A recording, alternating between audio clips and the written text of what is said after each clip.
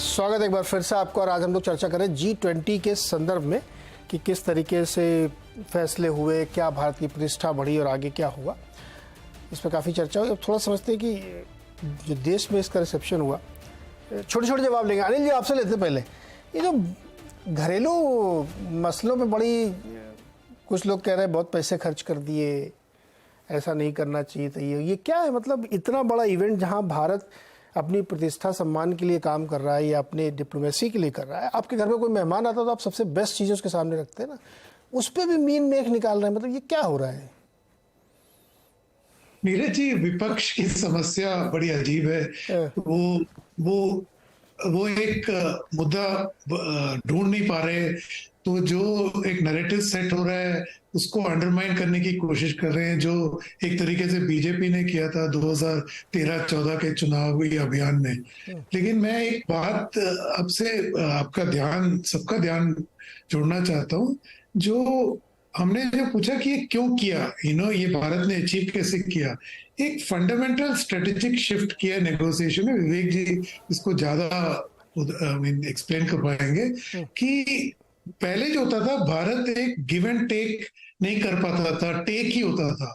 कि आप देखिए WTO में, किसी भी ग्लोबल फोरम में, क्लाइमेट चेंज के फोरम पे, तो वहां से वॉकआउट होते थे, हेडलाइन इंडिया वॉक्स आउट। आज जो है इतना बदलाव जो है गिव एंड टेक के तौर पे आया है। तो यही एक बड़ा इंपॉर्टेंट रीजन है जो G20 में जो एक तरीके से कंसेंसस हो पाया, क्योंकि उसके पहले बायलैटरली भारत ने काफी जगह गिव एंड टेक किया है। अमेरिका के साथ किया है, यूरोप के साथ किया है। आप FTA डील, जो ट्रेड डील्स है, इन सबको देखिए। भारत एक स्थिति पे आया नहीं कि सारे ऐसे FTA डील कर पाए, लेकिन कर रहा है अपना आर्थिक रिस्क लेते हुए। तो ये एक बहुत बड़ा फर्क पड़ा है। और जो ये शर्मा जी ने भी समझाया, अभी एक हेफ्ट एक्वायर किया है भारत ने, तो ये जो एक डोमेस्टिक पॉलिटिक्स का भी एक तरीके से सरकार ने रियलाइन किया है। पहले होता था कि वॉकआउट होगा, एक मॉरल इंडिग्नेशन होता था कि हम नहीं मानेंगे, ये बुली हैं, ये इन्होंने हमें ये किया, हम हट गए। अब वो नहीं है डायलॉग। अब एक तरीके से प्रोजेक्ट किया जा रहा है कि ग्लोबल गुड में भारत का भी गुड है, तो अगर दुनिया का फायदा होगा तो भारत का भी होगा। तो ये एक बड़ा पिवट हुआ है। अब विपक्ष इस पिवट को मेरे ख्याल से समझ नहीं पाया है, और नहीं समझना नहीं चाहता है, वो मुझे नहीं मालूम। पर जो भी उनकी जो एक्सप्रेशन है, ये उसी का नतीजा है। ये वाली बात मुझे लगती, समझ नहीं पा रहा, समझना नहीं चाहता तो समझ लेता। तनेजा जी, ये लोग कह रहे हैं कि जितने पैसे इसमें खर्चे गए, इसमें तो गरीबी खत्म हो जाती है देश में एकदम, आपने इसमें उड़ा दिए सब G20 में। नहीं, देखिए, अगर आप इसको देखें तो समिट तो दिल्ली में हुआ, लेकिन समिट से पहले आपने ये देखा कि पूरे देश के अंदर, हर राज्य के अंदर जो है ट्रैक्स हुए, अलग अलग विषयों पे ट्रैक्स हुए, पर्यावरण पे हुए, हेल्थ पे हुए, इस पे हुए। और जाहिर है जब वहां हुए तो वहां की अर्थव्यवस्था को उसका लाभ मिला है। इसके अलावा 25,000 कुल मिलाकर के लोग जो है G20 के सिलसिले में इन तमाम देशों से भारत में आए हैं, ऑफिशियल हुए हैं, कुछ जो यूनिवर्सिटीज ने इनिशिएटिव लिए हैं, कुछ और लोगों ने, 25,000 लोग। तो आप अंदाज लगाए कि पूरी अर्थव्यवस्था के लिए कितनी अच्छी बात है। और ये वो लोग आए हैं जो कुल मिलाकर के अपने अपने देशों में कुछ हैसियत रखते हैं और यहाँ से अच्छा अनुभव लेकर के तो वहां गए हैं।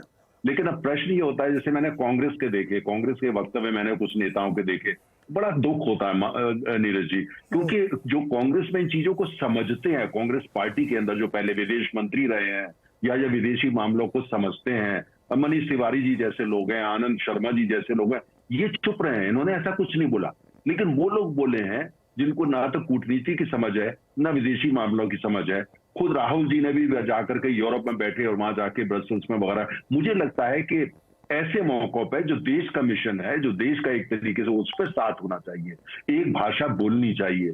और दूसरी बात, आपने देखा स्टालिन जी आए, उन्होंने डिनर अटेंड किया, कलकत्ता से भी आई ममता जी, उन्होंने करा। मुझे लगता है सबको आना चाहिए था, क्योंकि ये तो एक मतलब एक राष्ट्रीय अभियान होता है और ऐसी चीज जिससे इसका कोई बीजेपी से कोई लेना देना नहीं। ये भारत, जो भारत गणतंत्र रिपब्लिक ऑफ इंडिया ने किया था ये, तो इसलिए मुझे लगता है इस पे छोटी मोटी, अगर कोई छोटी रीजनल पार्टी का व्यक्ति कुछ बोल देता है, जो एक साहब ने बोला, ओवैसी साहब ने बोला, ओवैसी साहब ने कहा इससे तो हम 4,000 करोड़ में ये कर लेते, वो कर लेते। ओवैसी साहब, जो भारत ने किया है ना 2 दिन के अंदर 4000 तो अब उससे भारत को इतना फायदा होगा, ओवैसी साहब आप गिन नहीं पाएंगे, आपकी गिनती फेल हो जाएगी, इतना बड़ा भारत को आर्थिक फायदा होगा। जी। ये समझना पड़ेगा हमको।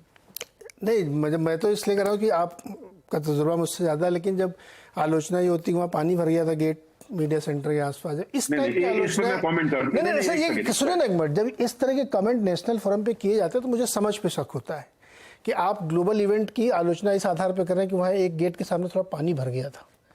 तो इसलिए मैंने कहा था कि मुझे नहीं लगता कि उनको समझ में भी आता होगा, क्योंकि इस तरह की आलोचना है इस कॉन्टेक्स्ट में, ये 4000 करोड़ रुपए में भारत की गरीबी खत्म हो जाएगी अगर ये है, तो मुझे लगता है कि तो पब्लिक क्राउड फंडिंग कर ली जाए तो इससे 3 गुना पैसा आएगा, भारतीय गरीबी खत्म कर दी जानी चाहिए अगर इस तरह के लॉजिक दिया जा रहा है। लेकिन शिवकांत जी, समय एकदम कम है, आपको एक ऐसा एडिट लिखना जिसमें हमारे तीनों गेस्ट सहमत हो, जैसे G20 में हुआ था, वैसे लिखिए ना सर एक।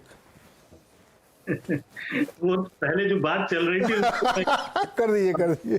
100 करोड़ की योजना पर 400 करोड़ विज्ञापन पर खर्च करने वाले लोग इस शिखर सम्मेलन के 4000 करोड़ पर सवाल उठा रहे हैं, ये अपने आप में हास्यास्पद।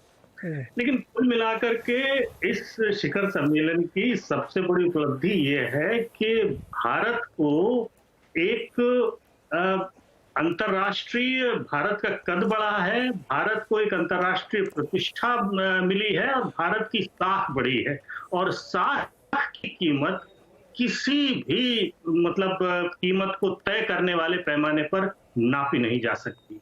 साख जो है वो दुनिया में कारोबार में, सौदे में सबसे बड़ी चीज होती है और वो भारत ने कमाई है। और मुझे लगता है अगर इसी तरह भारत साख कमाता रहा तो वो दिन दूर नहीं, मानचित्र पर एक रेखा है चीन, उसको अगर छोटा करना है तो उसे काटने की जरूरत नहीं है, उससे बड़ी बन जाइए, तो उससे बड़ी रेखा आपको बनना है। ओके, क्विकली विवेक सर, बहुत छोटा सा कमेंट, सहमत है आप इस जो एक कंसेंसस वाला बनाया है?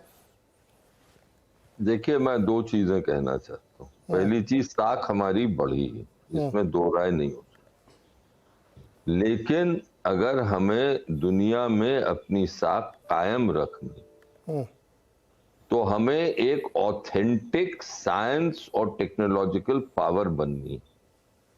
अनिल जी ने बात करी थी डिजिटल पब्लिक इंफ्रास्ट्रक्चर की। अनिल जी मुझसे बहुत ज्यादा ज्ञानी हैं इन मामलों में।